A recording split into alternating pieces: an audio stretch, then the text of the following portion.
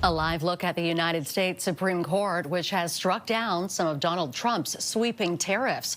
In a ruling released this morning, the court says the law Donald Trump used, the International Emergency Economic Powers Act, also known as IEPA, cannot be applied to tariffs.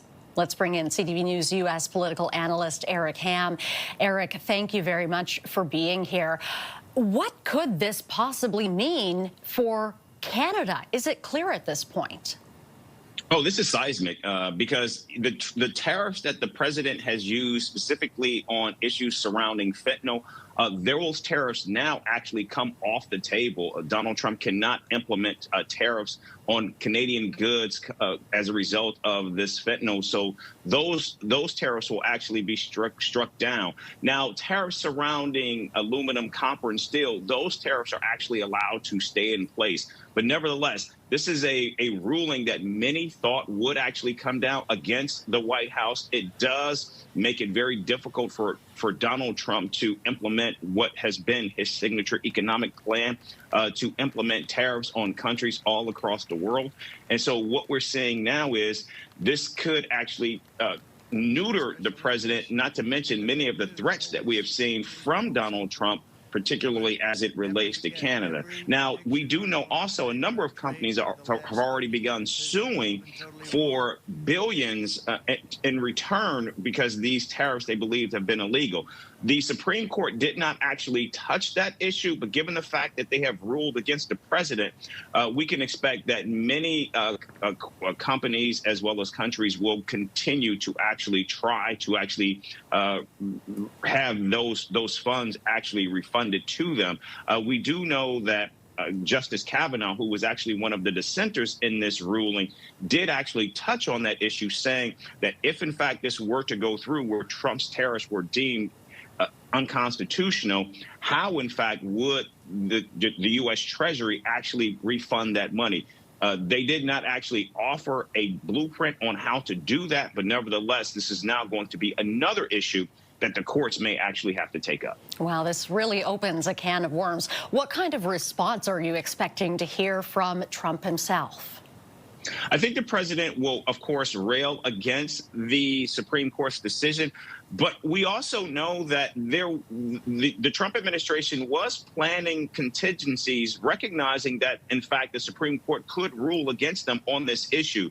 And so we do know that there are other avenues that the president has available to him should he decide that he wants to keep these tariffs in place. But also, this could set up an even greater battle between the Congress and the White House as well, because we know that right now there was a resolution that passed the House repealing those tariffs against Canada specifically. That resolution is now in the Senate. We do know that there were a number of Republicans that joined that resolution in the Senate. Now that this ruling has come down from the Supreme Court, we could actually see more Republicans actually join that resolution, and that could make it potentially a veto-proof piece of legislation that could pass both chambers and go to the president's desk. Of course, that might be getting a little ahead of our skis in terms of what Congress may do, but now what we're seeing here is Donald Trump has been severely weakened on this tariff fight. What are the political implications of all of this for Trump? Yeah, there have been the president has been, his approval rating has been precipitously declining. And of course, one of the reasons for that is because Americans are continuing to confront high prices on a number of goods. And of course, a lot of that comes from these tariffs that the president has implemented. But now many of these tariffs could begin to go away. And while that would be a boon for many Americans, if the president continues to try to find ways to keep these tariffs in place, we could see politically both the president as well as his party continue to lose favor, which is not a good place where they want to be, particularly in a midterm election year where already we're beginning to see Republicans are losing ground to Democrats. And now the threat of losing both chambers of Congress is certainly in play.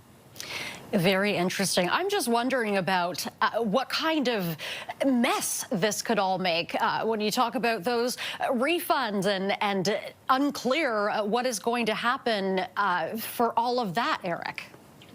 Well, I think because the Supreme Court did not take this issue up, and it's very shocking that they did not actually touch on this, because we know that given the fact that this is a 6-3 ruling, you had Justice Roberts, who was joined by 2 other conservatives on the court, actually siding with liberals on this issue. So this issue is now actually it's clearly and unequivocally decided.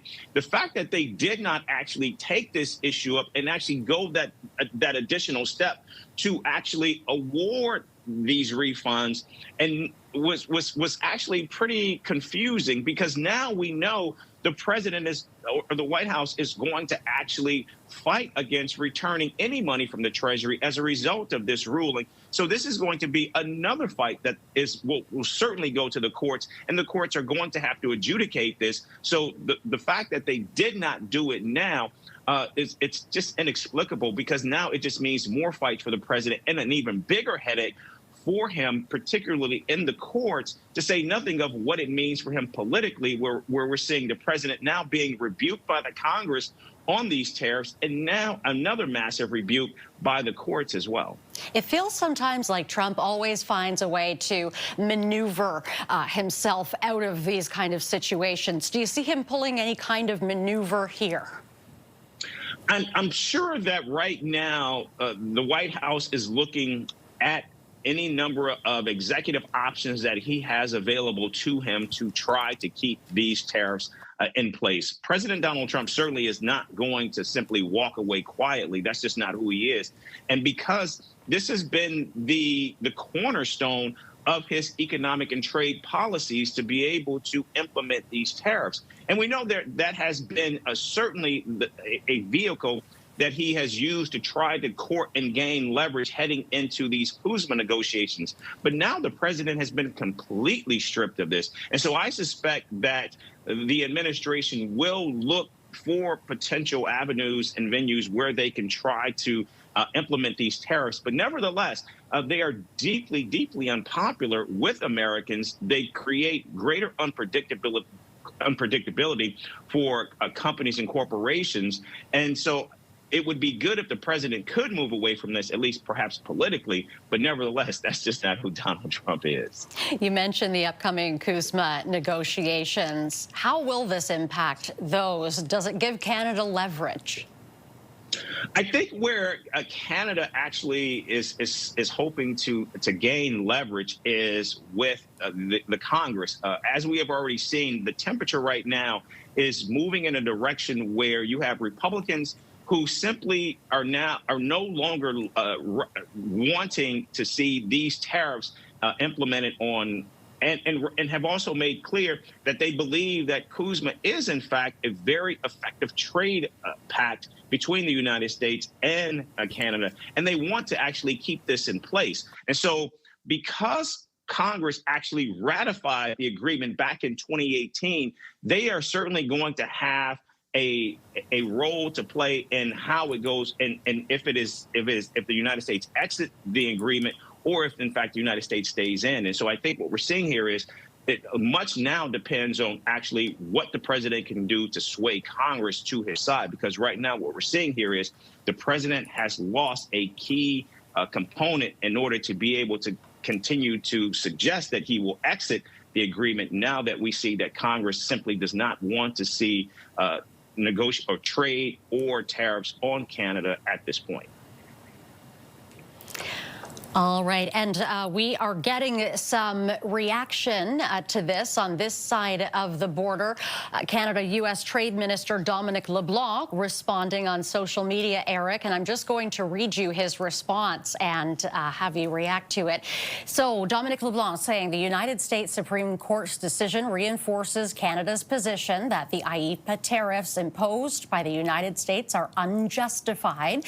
And it goes on to say, well, Canada has the best trade trade deal with the United States of any trading partner, we recognize that critical work lies ahead to support Canadian businesses and workers who remain affected by Section 232 tariffs on steel, aluminum, and automotive sectors. What do you think of that, Eric? Yeah, that's right. They did not remove, they allowed the tariffs on steel, aluminum, copper, things like that to actually stay in place. So those are still going to be impactful.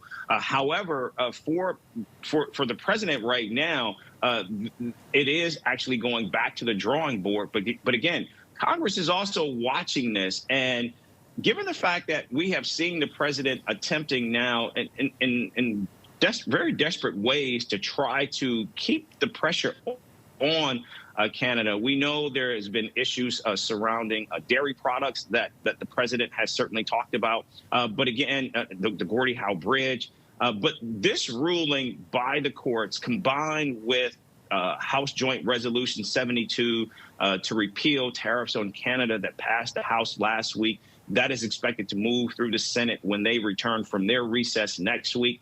This is just another issue where we're seeing a number of blows on the president's policies. And of course, he certainly has opportunities available to him to try to keep these tariffs in place.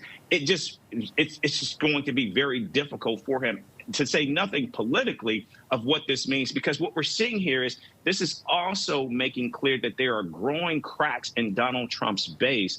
And I think this gives the Canadian negotiators time, because what they're hoping for, I'm sure at this point, is for a change in the guard in Congress with these midterm elections, because certainly if Democrats control both chambers, because CUSMA was negotiated and ratified by the Congress, it will require Congress to actually rescind all of those laws that made CUSMA the law of the land in the United States. And we know Democrats certainly are not going to support that.